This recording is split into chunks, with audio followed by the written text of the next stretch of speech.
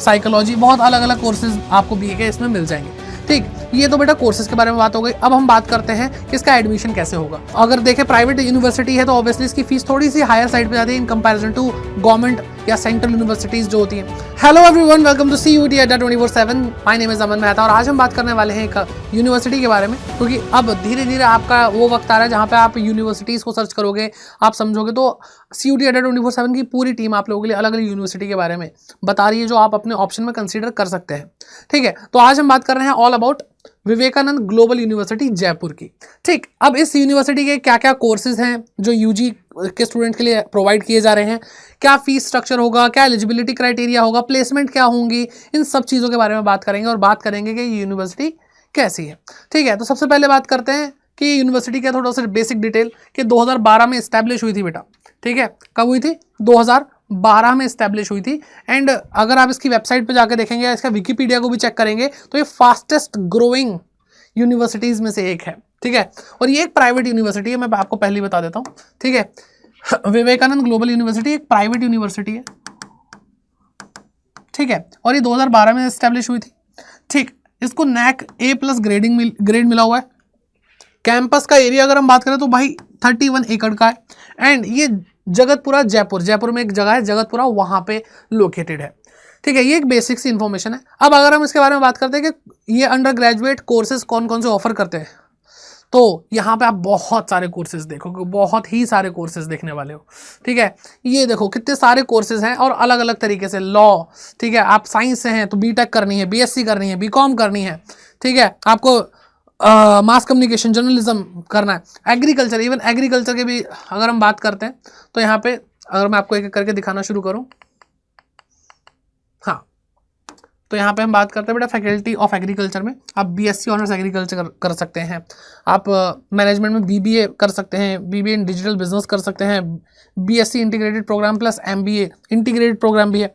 Bachelor of architecture BArch कर सकते हैं।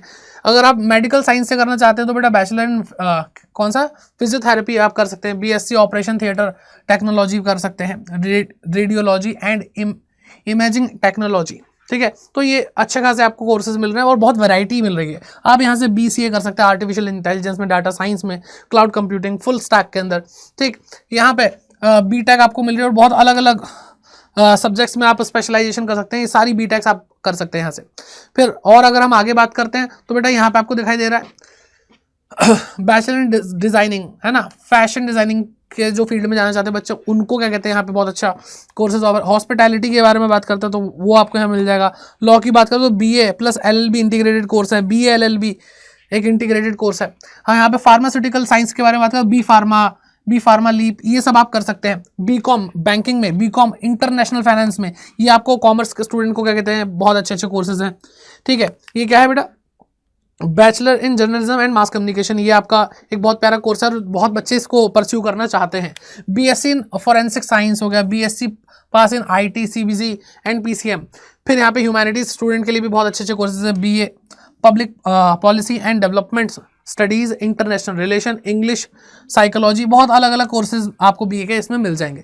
ठीक, ये तो बेटा कोर्सेज के बारे में बात हो गई। अब हम बात करते हैं कि इसका एडमिशन कैसे होगा। तो बेटा यहाँ पे थोड़ा सा अलग है। CUET के थ्रू जाना चाहते हैं, ऑब्वियसली आप CUET के थ्रू भी यहाँ पे जा सकते हैं, CUET एक्सेप्ट करता है। ठीक है, लेकिन इनका खुद का भी क्या कहते हैं कुछ एंट्रेंस टेस्ट हैं और अलग अलग एंट्रेंस टेस्ट को क्या कर रहे हैं बेटा, एग्जाम को ये इंक्लूड करते हैं, ये एक्सेप्ट करते हैं। ठीक, तो आपको CUET बेसिकली इस चैनल पे आप CUET के बारे में बहुत सारी इन्फॉर्मेशन लेते हो, तो मैं आपको CUET का जो रास्ता है कैसे क्या, वो तो आपको हम बताते ही आ रहे हैं कि CUET एग्जाम देना है तो इसके लिए कौन सा कॉम्बिनेशन चाहिए होगा, क्या चाहिए होगा, उसके बारे में हम बात करेंगे, एलिजिबिलिटी क्राइटेरिया के बारे में बात करेंगे, लेकिन थोड़ा सा रुक के। ठीक है, अब अगर हम बात करते हैं फीस स्ट्रक्चर की तो आपको यहाँ पर बेटा BArch, BCom, ठीक है, bachelor in designing, B pharma और अलग अलग BScs जो हैं, BTech हैं, उनके आपको बता रखे क्या फीस होगी। फीस पर ईयर आपको दे रखी है और आपको ड्यूरेशन बता रखी है। ठीक है, जैसे अगर हम बैचलर इन आर्किटेक्चर करेंगे तो बेटा 5 साल लगेंगे, तो आप इसको पूरा देख सकते हैं, जो आपके जिस कोर्स में आप इंटरेस्टेड है उसको आप देख सकते हैं। ठीक है, तो अगर देखें प्राइवेट यूनिवर्सिटी है तो ऑब्वियसली इसकी फीस थोड़ी सी हायर साइड पे जाती है इन कंपैरिजन टू गवर्नमेंट या सेंट्रल यूनिवर्सिटीज़ जो होती हैं। ठीक है, तो यहाँ पर अगर हम फॉर एग्जांपल BSc देख रहे हैं बेटा, या फिर हम BCom देख रहे हैं, BCom वाले बच्चे बहुत हैं, तो बेटा 1,10,000 रुपये पर ईयर 4 साल का, तो यानी 4,40,000 रुपये आपको टोटल फीस यहाँ पे लगेगी, जो यहाँ पे आपको दिया गया है। ठीक है, अगर हम बात करते हैं बाकी बी टेक है यहाँ पे, ठीक है, सारी बी टेक्स की है बेटा, आपको यहाँ पे फीस स्ट्रक्चर दिखाई दे रहा है। 4 साल की बी टेक है, 1,85,000 पर ईयर का आपको यहाँ पे कॉस्ट आ रहा है। अगर ऑन एन एवरेज 1,25,000, 1,75,000, ठीक है, तो इस तरह से आपको कहते हैं फीस का स्ट्रक्चर यहाँ पे दिया जाता है। अलग अलग कोर्सेज की फीस आप यहाँ पे देख सकते हैं।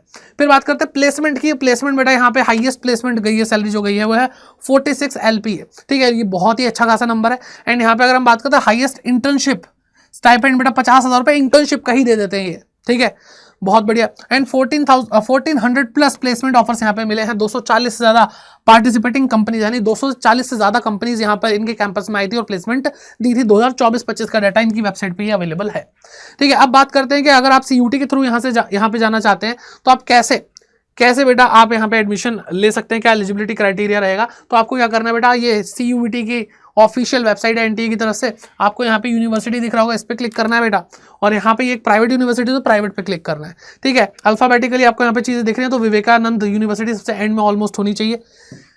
ठीक है, तो हम यहाँ पे जा रहे हैं बेटा और देख रहे हैं इसके बारे में। तो ये रहा बेटा विवेकानंद ग्लोबल यूनिवर्सिटी। ओके, अब यहाँ पर आपको बेटा पूरा डिटेल में कौन सी डिग्री है, कौन सा प्रोग्राम है, डोमेन क्या लेने होंगे, eligibility criteria at the end क्या बनता है अगर 12th की भी परसेंटेज चाहिए तो ये यूनिवर्सिटी बेटा जैसे BA करनी है तो आपको GAT ही देना है, 50% मार्क्स होने चाहिए। अगर आप जनरल कैटेगरी से हैं, SC ST कैटेगरी से 45% मार्क्स होने चाहिए 12th क्लास के अंदर। ठीक है, अब मैं कुछ बेसिक से क्या कहते हैं जो कोर्सेज जो बच्चे जानना चाहेंगे, जैसे BCom है बेटा, जनरल बैंकिंग या फिर इंटरनेशनल फाइनेंस में, यहाँ पे आपको GAT ही देना है एंड 10+2। तो यानी GAT एक बहुत ही बढ़िया, बहुत ही ज्यादा बढ़िया क्या कहते हैं आपके लिए एक सब्जेक्ट रहेगा, जो आप सिर्फ GAT दे दोगे CUT के अंदर तो भी आप जा सकते हैं बेटा। कहाँ पे, विवेकानंद यूनिवर्सिटी के अंदर, विवेकानंद ग्लोबल यूनिवर्सिटी। ठीक है, तो BCom के लिए GAT बोला है एंड 10+2। यहाँ पे कोई परसेंटेज क्राइटेरिया भी नहीं है, लेकिन BA के लिए जो भी आप BA कर रहे हो बेटा, यहाँ पे 50% मार्क्स होने चाहिए, 45% for SC ST general aptitude test. ठीक है, B फार्मा बहुत सारे बच्चे करते हैं, यहाँ पे 10+2 PCMB या PCM से होना चाहिए।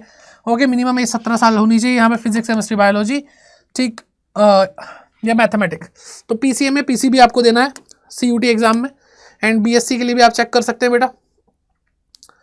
ठीक है, GAT बहुत कॉमन आपको दिखाई देगा। ठीक है, GAT आपको वाकई में बहुत कॉमन दिखाई देगा। जैसे B.Tech है, B.Tech के लिए आपसे सिर्फ मैथमेटिक्स मांगी है CUT में। ठीक, और यहाँ पे आपको बोला गया है कि आपके कितने 45% होने चाहिए और रिजर्व कैटेगरी के लिए 40% होने चाहिए। ठीक है, ये तो मतलब काफ़ी ज़्यादा मतलब इजी हो जाएगा आपके लिए देखना, अगर आप इस यूनिवर्सिटी को टारगेट कर रहे हैं या फिर आप इसको लास्ट ऑप्शन भी रखते हैं तो आपको इसके क्राइटेरिया देख लेना चाहिए। ठीक है, तो आई होप आपको ये वीडियो अच्छी लगी होगी।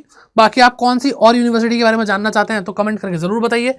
एंड ऑब्वियसली आपको क्या कहते हैं, एक चीज़ ध्यान रखनी है कि आप जो भी चीज़ें कंसीडर कर रहे हैं किसी एक यूनिवर्सिटी में जाने से पहले, किसी कॉलेज में जाने से पहले, तो बेटा वो चीज़ें क्या कहते हैं आपकी सिर्फ प्लेसमेंट नहीं हो सकती, सिर्फ फीस क्राइटेरिया नहीं हो सकता।